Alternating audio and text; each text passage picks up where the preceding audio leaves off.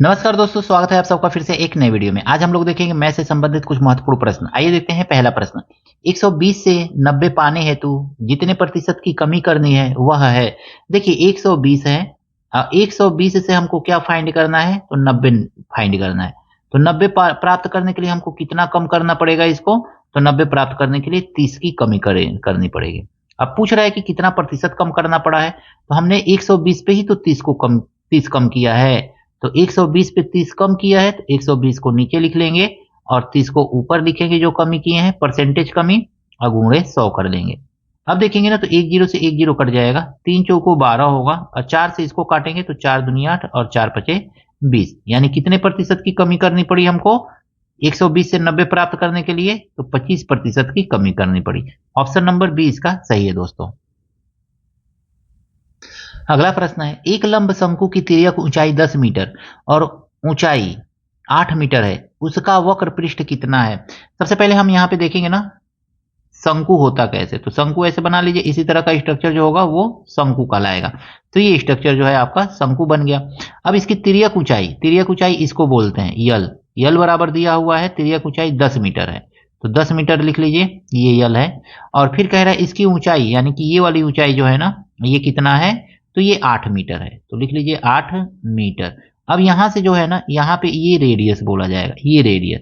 तिर्यक ऊंचाई मालूम है, ये ऊंचाई मालूम है हमको, रेडियस फाइंड कर ले रहे हैं, तो हम जानते हैं रेडियस बराबर क्या हो जाएगा, तो रेडियस बराबर होगा यल का स्क्वायर माइनस एच का स्क्वायर। ध्यान से समझिएगा, तो और रूट कर लेंगे, आर का स्क्वायर होता है तो आर इधर जाएगा तो रूट बन जाएगा। अब देखेंगे ना आर इज इक्वल टू यल कितना है दोस्तों, यहाँ पे तो 10 है, 10 का स्क्वायर करेंगे हमको मिलेगा 100 लिख लीजिए, और माइनस एच कितना है, तो एच यहाँ पे 8, तो 8 का स्क्वायर करेंगे मिलेगा 64, और रूट निकालेंगे इसका तो हमारा आ जाएगा ये 36। और 36 का रूट कितना होता है, तो 36 का रूट होता है 6, तो हमको मिल गया 6। अब पूछ रहा है वक्र पृष्ठ, तो यहाँ पे हम लोग निकाल लेंगे वक्र पृष्ठ। वक्र पृष्ठ बराबर होता क्या है, तो लिख लीजिए वक्र पृष्ठ। एकदम ध्यान से समझते हुए क्वेश्चन को करेंगे एकदम आसानी से। वक्र पृष्ठ बराबर होता है पाई आर यल। क्योंकि सबसे पहले ना आप देख लीजिएगा ऑप्शन में पाई का वैल्यू रखा है कि नहीं रखा है, तो इसमें पाई का वैल्यू नहीं रखा गया है, तो आप भी पाई का वैल्यू मत रखिएगा, पाई का पाई में ही रहने दीजिएगा। आर का वैल्यू कितना आया है, 6 आया है, और यल कितना आया है, तो 10 दिया हुआ है। मल्टीप्लाई कर लीजिए, 10 छक्के 60 पाई, और यूनिट क्या होगा, तो मीटर है, तो मीटर स्क्वायर हो जाएगा। तो 60 पाई मीटर स्क्वायर इसका आंसर होगा दोस्तों। ऑप्शन नंबर सी इसका सही है। अगला प्रश्न है दोस्तों, यदि 3 पे पावर n रूट 81 है तो n का मान ज्ञात कीजिए। हम जानते हैं 3 पे पावर n और ये रूट आगे जाएगा ना, तो 81 पे पावर स्क्वायर बना लेगा, 81 का स्क्वायर बनाएगा। 3 पे पावर n अब बराबर हम 81 को क्या लिख सकते हैं, तो हम 81 को लिख सकते हैं 3 गुणे 3 गुणे 3 गुणे 3 लिख सकते हैं, यानी 3 पे पावर हम 4 लिख सकते हैं। तो यहाँ पे लिख लेंगे 3 पे पावर 4, और पहले से ही 2 है तो 2 से मल्टीप्लाई कर लेंगे, तो हमको कितना मिल गया, 3 पे पावर 8 मिल गया, 4 दूनी 8। यानी कि n यहाँ पे देखिए ये भी 3 ये भी 3, तो पावर का पावर से तुलना करेंगे तो हमको n बराबर कितना मिलेगा दोस्तों, यहाँ पे 8 मिलेगा। तो n का वैल्यू कितना आ गया, 8 आ गया। यही पूछा है n का मान ज्ञात कीजिए, तो 8। ऑप्शन नंबर सी इसका सही है। प्रश्न में कहा गया है कोई सामान ₹5 में 6 के भाव से खरीद कर ₹6 में 5 के भाव से बेचा जाए तो लाभ प्रतिशत ज्ञात कीजिए। याद रखिए, देखिए 5 रुपया में 6 को खरीद रहा है और 6 रुपया में 5 को बेच रहा है, तो लाभ होगा। तो इस ऐसे कंडीशन में ना आप जब भी ऐसा क्वेश्चन देना तो आपको क्या करना है, वस्तु पहले लिख लेना है, वस्तु लिख दीजिए, वस्तु को पहले लिख लीजिए और मूल्य को बाद में लिखिए, बस ऐसे कर लीजिए, इतना दिमाग में रहेगा, फिर आपका क्वेश्चन एकदम आसान तरीके से लग जाएगा। कितना वस्तु है, 6 गो वस्तु है, कितने में खरीदा है, तो 5 रुपया में खरीदा है, 5 रुपया में खरीदा है। फिर देखेंगे कितना वस्तु है, 5 ठो वस्तु है, और कितने में बेच रहा है, तो 6 रुपया में बेच रहा है, ठीक है ना, ऐसे।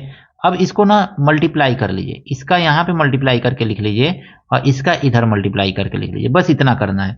5 पचे 25 होगा, लिख लीजिए 25, और 6 के 36 होगा, तो लिख लीजिए 36। ये आपका हो गया सीपी और ये हो गया आपका एसपी। इस तरह से सीपी एसपी मिल गया हमको।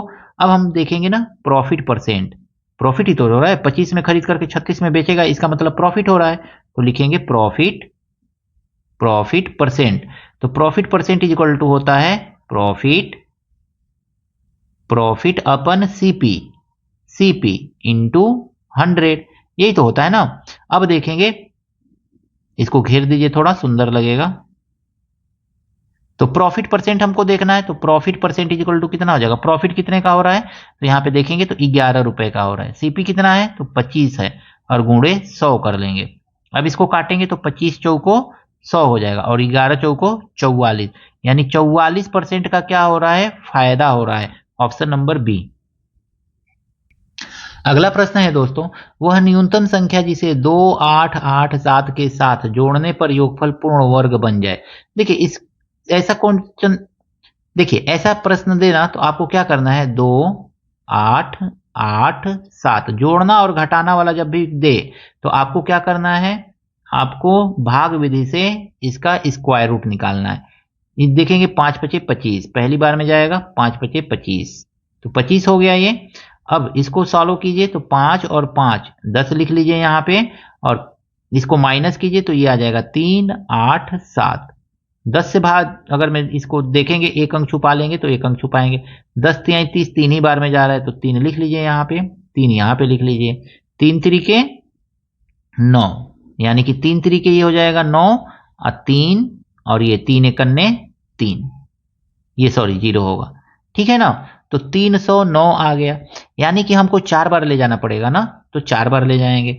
तो 4 बार अगर मैं ले जाते इसको तो कितना आ जा, हमको एक अधिक कर लेना है, याद रखिएगा। तो एक अधिक करेंगे तो 4 बार ले जाएंगे, 4 चौको कितना आएगा, यहीं पे लिख लीजिए, 4 चौको 16, 16 और 4 एकन्ने 4, यानी 387 से ये कितना अधिक है, तो 387 से 416 कितना अधिक है, बस 8 जाएगा 2 आएगा, ठीक है।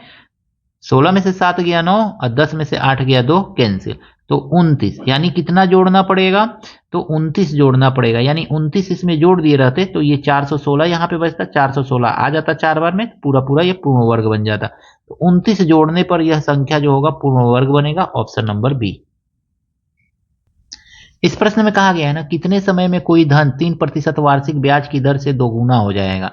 कितने समय में, टाइम पूछ रहा है, हम लिखेंगे गुना कह रहा है तो गुना -1, ये कर लेंगे गुना -1 अब बट्टा दर यानी कि आर, और गुणे 100 करेंगे। जब भी ऐसा क्वेश्चन पूछे इसी तरह से इस फार्मूला का यूज करके मात्र सेकंडों में आज क्वेश्चन को सॉल्व कर सकते हैं दोस्तों।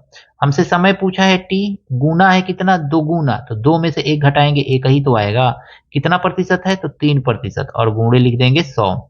अब 3 से 100 में भाग देंगे तो कितना आ जाएगा, 3 तरीके 9, 3 तरीके 9, 1/3 वर्ष, यानी कितना समय लगेगा दोगुना होने में धन को, तो 33 सही 1/3 वर्ष का समय लगेगा, ऑप्शन नंबर सी दोस्तों। किसी परीक्षा में 40% अंक उत्तीर्णांक था, यदि किसी विद्यार्थी ने 175 अंक प्राप्त किए। देखिए विद्यार्थी ने कितना प्राप्त किया, 175 अंक प्राप्त किया, लेकिन कह रहा है कि 25 अंक से अनुत्तीर्ण हो गया, यानी 25 अंक और मिला रहता तो पास हो जाता ना बेचारा, तो 25 अंक, यानी टोटल अंक उसको मिला रहता 200, तो वो पास हो जाता। और ये 200 किसके बराबर है, तो 40% के बराबर है। ध्यान से समझिएगा, 40% के बराबर कितना है, तो 200 है। तो 100% के बराबर जो होगा वो पूर्णांक होगा। ये पूछ रहा है कि परीक्षा का कुल अंक कितना था, तो 100% पूछ रहा है, तो 100% बराबर हम निकाल लेंगे। तो क्या करेंगे, 200 बटा 40 और गुणे 100 कर देंगे, यही तो करेंगे ना। 10 से 10 4 पचे 20, अब 5 से 100 में गुणा करेंगे तो ये आ जाएगा 500, यानी कुल कितने अंक की परीक्षा हुई थी, 500 अंकों की परीक्षा हुई थी। ऑप्शन नंबर सी इसका सही है। आशा करता हूं दोस्तों ये सभी प्रश्न आपको अच्छी तरह से समझ में आए होंगे। कहीं कोई कमी है, कोई त्रुटि है, कमेंट करके जरूर बताइएगा। मिलते हैं नेक्स्ट वीडियो में इसी तरह के कुछ नए प्रश्नों के साथ। Thank you, best of luck.